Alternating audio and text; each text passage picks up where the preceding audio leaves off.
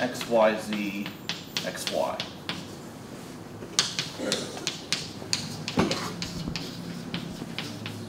Is f a curl?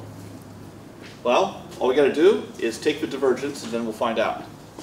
So the divergence, f, or del dot f, that would be yz with respect to x plus xyz with respect to y plus xy with respect to z. So we get 0 for this. So far so good. Here we get derivative of this with respect to y, but that's going to be xz. And then derivative of this with respect to z will be 0. So the divergence is non-zero. So this vector field blew it. It's not a curl.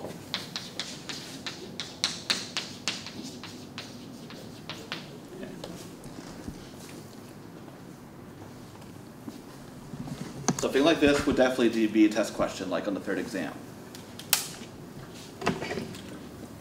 So, at least for U7, it should be a gimme, right? Mm-hmm. Okay.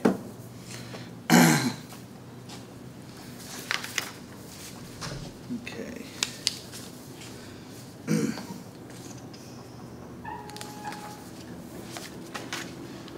All right, how much time do we have?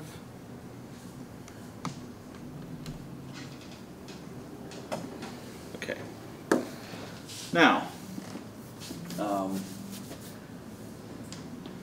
another use of curl and divergence is that they allow us to restate Green's theorem that we covered last time. Now, that might seem frivolous at first. Why do we need to restate a theorem that we already have? And the reason is we want to be able to establish similar results in three-dimensional cases. Green's theorem is something that comes from 2 dimensions. So, what you can do is try to see if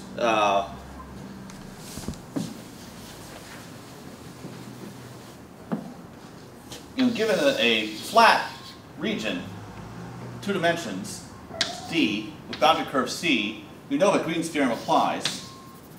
The integral over C of p dx plus q dy is equal to the double integral over d of qx minus py. All right, this is just Green's theorem.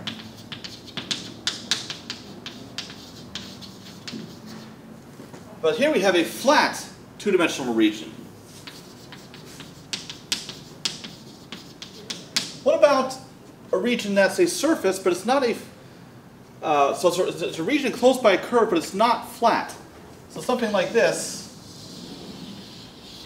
and I guess this blob isn't really helping to visualize what I'm trying to talk about. So instead,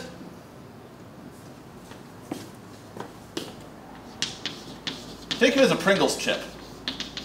That's a good example of what I'm talking about. All right, it's a surface, it's curved, so but you also think of it as a warped 2-dimensional region that has a nice boundary curve to it. So it's a bounded region, and so you can think of it as some sheet, if you will, that sits in 3-dimensional space that's not flat. So this is some region E that also has a boundary curve C. Oh, let's use this notation, boundary of E. Is there some result that's similar to Green's theorem that relates the integral of a function over the chip to, I'm sorry, they call them crisps, don't they?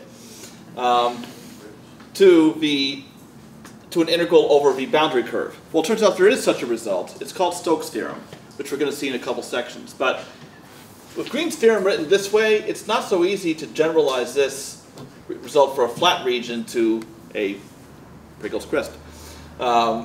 So we need to restate Green's theorem in a form that's more useful for that purpose. And also, what if you have a 3-dimensional solid? Is there a way to relate integrals of functions over the entire solid, triple integrals, to a double integral over the boundary surface? That is another theorem. It's called the Gauss divergence theorem. That's in the very last section of Stewart. So by restating Green's theorem using the divergence or the curl, we'll be able to establish results like that. Although Procter & Gamble got Britain to declare that Pringles are not potatoey enough to be taxed as such. So they made out of other stuff now, like corn? Too much other stuff. Or like less than half potato. No. Yes, and they were thrilled. That's the result they wanted. They wanted to be declared, that their potato crisp be declared not potato. Of course, the British court will do anything no matter how kooky, but anyway. Same goes with beef and everything else. They got so much stuff in it now. Yeah. Well, fortunately, I haven't read Upton Sinclair's The Jungle since high school. Oh yeah, there was actually an article on McDonald's burgers how some guy left the burger out for like over a year and it never spoiled.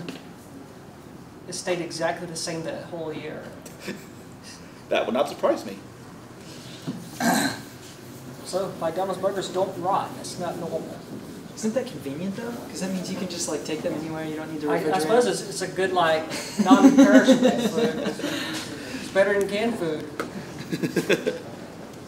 McDonald's in a crisis. Just watch out for the E. coli. Alrighty.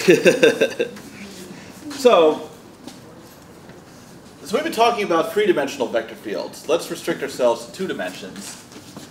So F is P, Q, and I'm going to add a third component that's just 0. So we're still sitting in 3-dimensional space, but we only have 2 non-trivial components of this vector field. Well, in that case, the curl of F, so that would be dx, dy, dz, cross product with P, Q, 0. Well, because of this 0 sitting here, the first 2 components of this cross product are going to turn out to be 0 because we're going to have wait, something's wrong here.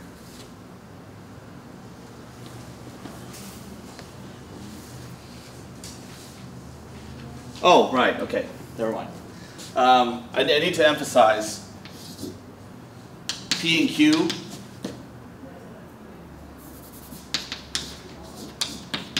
are functions of only x and y, not z.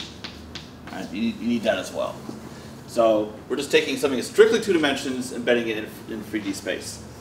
So what we get here is 0 minus qz. Then we have pz minus 0. And then we have qx minus py. But q and p are functions of only x and y, so these turn out to be 0 as well. 0, 0, qx minus py. All right. So this should look familiar. This is what we see in Green's theorem, what we're taking the double integral of. So another way of looking at this is, so now we take the curl of f, and we take the dot product with the vector k. K is this vector, 0, 0, 1. Then we get exactly the entity from Green's theorem that we're taking a double integral of, qx minus py. So that means that we have this way of restating Green's theorem.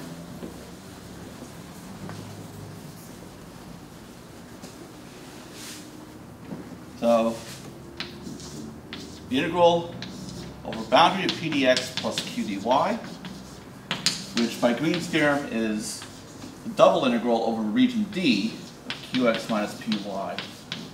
Yay, we can also write this as the curl of f dot product with the vector k.